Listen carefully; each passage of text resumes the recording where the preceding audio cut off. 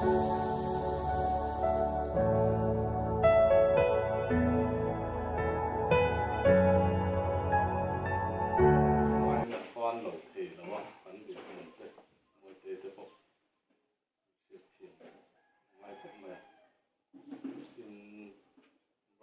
mèo chuan ti to mara chu section bill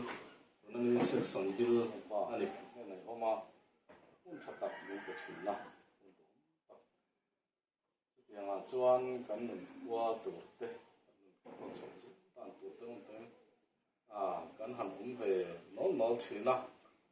ma ba kan tak kan ne ya chuan te chu len turin ke kan chong thina maro chulang pai rem ro tan hi ka thi wa thì kan komplain ba sin wa la tam kan tak mai moi te ha pai hun lo ta ka yo ne ya lo chho ta ta kan to pi e mai ma chumi kan to pi na she de na chuan citation de pui sa to ko ma an te de chumi lo le wa do theo cái này là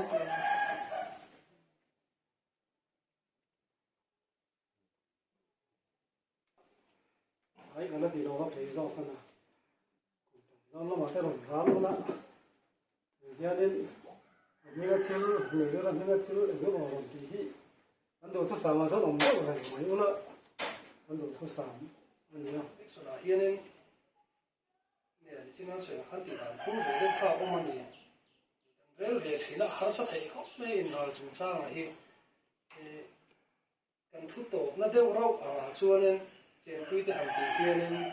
mình sinh tu nu lệ pa cho nu lệ pa có lỗ đằng phố này là khá chút sống mấy thế à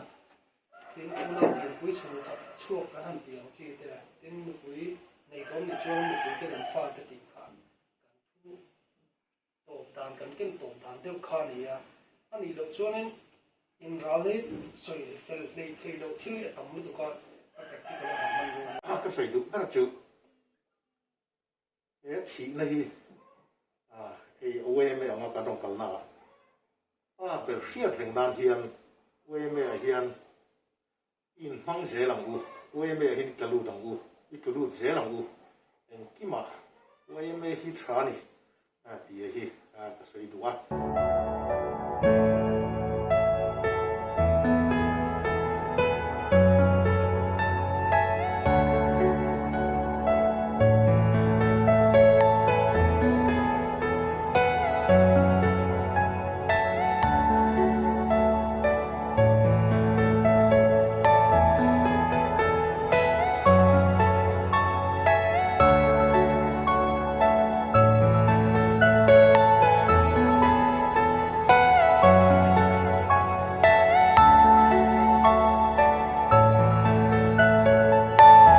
Are you all my personal dreams?